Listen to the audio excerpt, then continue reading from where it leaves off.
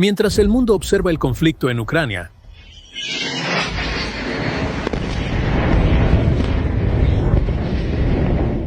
Rusia está reconstruyendo silenciosamente su capacidad militar con un objetivo específico para probar los límites de la OTAN.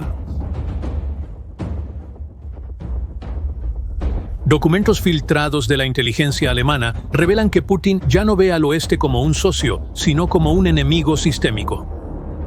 Y la parte más alarmante, a pesar de que 3/4 de las fuerzas terrestres de Rusia están en Ucrania, sus fuerzas navales y aéreas permanecen en alerta máxima, listas para una posible redirección contra los países miembros de la OTAN. Esto no es mera especulación. Estamos hablando de una evaluación conjunta del Servicio Federal de Inteligencia de Alemania, el Bundesnachrichtendienst, y las Fuerzas Armadas Alemanas, la Bundeswehr. El informe señala que el Kremlin está preparando el terreno para una posible guerra convencional contra la OTAN para finales de esta década. Los informes indican que Vladimir Putin parece decidido a poner a prueba las garantías del famoso Artículo 5 de la OTAN, la conocida cláusula que obliga a todos los países miembros a defenderse mutuamente en caso de un ataque. Para los alemanes, Putin puede estar intentando ver cuán seriamente se mantendría este compromiso en la práctica. Pero aquí hay un punto preocupante. Esta estrategia de probar los límites de la OTAN no es nueva. En 2008, Rusia invadió Georgia. En 2014, anexó Crimea. Y en 2022, lanzó la invasión a gran escala de Ucrania. Si observamos de cerca, cada acción ha sido más audaz que la anterior. Es como si Putin estuviera probando hasta dónde puede llegar sin provocar una respuesta militar directa de Occidente. Hasta ahora, la respuesta de Occidente ha sido principalmente económica. Pero a pesar de las grandes pérdidas y las sanciones internacionales, Rusia parece haber ignorado al resto del mundo, aumentando su producción militar a niveles impresionantes. Por ejemplo, el gasto militar ruso se disparó a alrededor de 120.000 millones de euros en 2025, representando más del 6% del Producto Interno Bruto del país. Esto ha cuadruplicado casi lo que se gastó en 2021 antes de la invasión. 6% puede sonar pequeño, ¿verdad? Pero para comparar, la mayoría de los países de la OTAN en Europa luchan por alcanzar el objetivo del 2% del Producto Interno Bruto en defensa. Francia, por ejemplo, gasta alrededor del 2.1%, y Alemania, incluso con los recientes aumentos, todavía ronda el 1.6%. Solo Polonia, con su 4%, se acerca al nivel de militarización de Rusia, pero aún así se queda considerablemente atrás. Pero la expansión militar de Rusia va mucho más allá del gasto.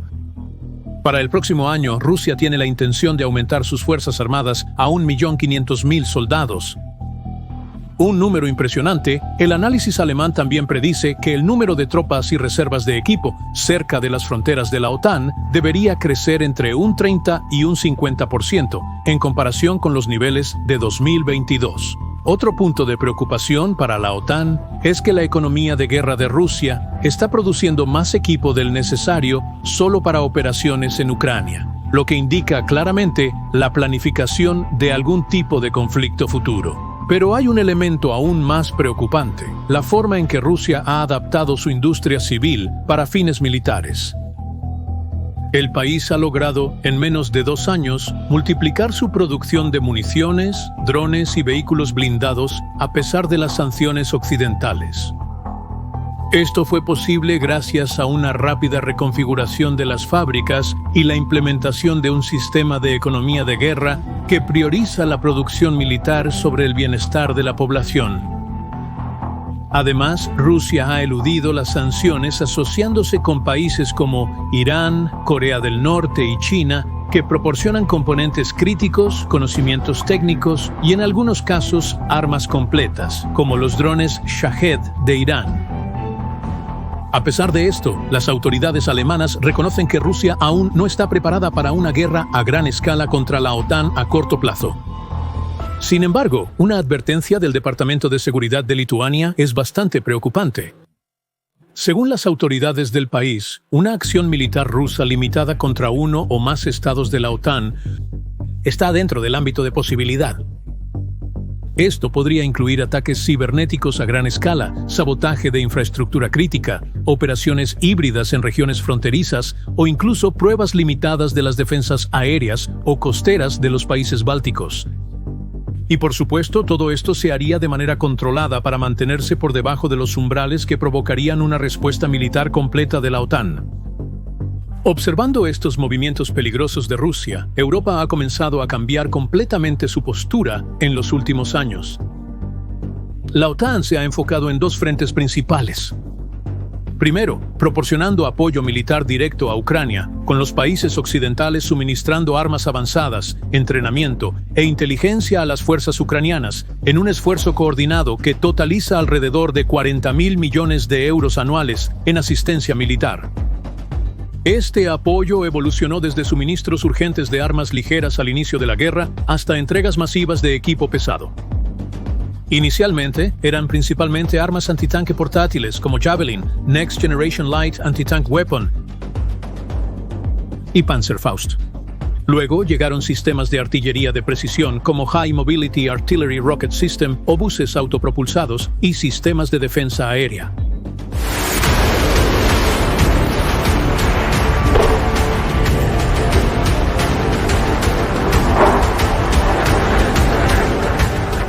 En 2023, después de intensos debates, los aliados acordaron suministrar tanques de batalla modernos, sumando alrededor de 300 unidades occidentales, incluyendo Leopard 2, Challenger 2 y 1001 Abrams. Y finalmente, en una decisión particularmente significativa, el Reino Unido y Francia rompieron tabúes al proporcionar misiles de crucero Storm Shadow Scalp con un alcance de alrededor de 250 kilómetros. En segundo lugar, los países miembros de la OTAN comenzaron a fortalecer sus propias posiciones defensivas, especialmente en el flanco de Europa Oriental, multiplicando las tropas estacionadas. Por ejemplo, la OTAN aumentó casi 10 veces el número de tropas bajo su mando directo en el frente oriental. Se establecieron 4 nuevos grupos de batalla multinacionales en Rumania, Eslovaquia, Hungría y Bulgaria, además de los 4 existentes en los estados bálticos y Polonia. Para dar una idea de la escala de este cambio, en abril de 2022 había aproximadamente 40.000 soldados aliados estacionados en el frente oriental, en comparación con solo 4.600 el año anterior. Otro batallón multinacional, el ubicado en Polonia, se reforzó de aproximadamente 1.000 a 10.500 soldados, un aumento considerable. Estos grupos de batalla consisten en contingentes de diferentes países de la OTAN, lo que sirve tanto para aumentar la capacidad militar como para enviar un mensaje claro a los rusos. Cualquier ataque a un país del este de Europa es un ataque a toda la alianza. En el grupo de batalla de Letonia, por ejemplo, tenemos soldados de Canadá, Albania, Italia, Polonia, Eslovaquia, Eslovenia, la República Checa y Montenegro. Esta diversidad significa que un ataque ruso tendría que enfrentarse a fuerzas de casi 10 países de la OTAN simultáneamente, lo que hace mucho más desafiante para Rusia aislar políticamente a un Estado miembro. Además, estamos presenciando una carrera para reforzar las defensas nacionales. Casi todos los miembros europeos de la OTAN anunciaron aumentos en sus presupuestos de defensa. Polonia, como mencionamos antes, se ha convertido proporcionalmente en el mayor inversor de la alianza, alcanzando el 4%. Pero no solo fueron los países de primera línea los que cambiaron sus prioridades. Incluso naciones tradicionalmente más cautelosas sobre el gasto militar, como Alemania e Italia, han lanzado planes de aumento ambiciosos. El gobierno alemán, por ejemplo, creó un fondo extraordinario de 100.000 millones de euros dedicado exclusivamente a la modernización militar. Este punto de inflexión en la política alemana, llamado Zeitenwende por el canciller Olaf Scholz, marca un cambio histórico para el país, que durante décadas evitó asumir un papel militar más prominente en Europa debido a su pasado en la Segunda Guerra Mundial. El rearme europeo no se detuvo solo en aumentar los presupuestos. Varios países anunciaron planes impresionantes de expansión y reequipamiento. Polonia, en este sentido, también lidera estos esfuerzos, con el programa de rearme más ambicioso de Europa, ordenando 1.000 tanques K2 y 600 obuses K9 de Corea del Sur, además de varios sistemas estadounidenses. El objetivo es formar nuevas divisiones mecanizadas y transformar sus fuerzas terrestres en las más poderosas de Europa continental. Los países bálticos, aunque más pequeños, también han aumentado sus inversiones en defensa, centrándose en sistemas que les darían alguna capacidad de resistencia inicial en caso de un ataque ruso. Estonia, por ejemplo, adquirió sistemas de lanzamiento de cohetes múltiples High Mobility Artillery Rocket System capaces de alcanzar objetivos a largas distancias, mientras que Letonia y Lituania invirtieron en defensa antiaérea y antitanque e incrementaron sus fuerzas de defensa territorial con unidades compuestas por civiles entrenados que podrían llevar a cabo operaciones de guerrilla en caso de ocupación. La guerra en Ucrania también ha llevado a la expansión geográfica de la OTAN. En 2023, presenciamos la adhesión de Finlandia a la alianza, un movimiento histórico que puso fin a décadas de neutralidad del país y más que duplicó la frontera directa entre la OTAN y Rusia, añadiendo 1.300 kilómetros de frontera compartida. Suecia siguió poco después, convirtiéndose en el 32º miembro, fortaleciendo aún más el flanco norte de la alianza. La entrada de Finlandia y Suecia es particularmente significativa porque casi transforma el mar Báltico en un lago de la OTAN.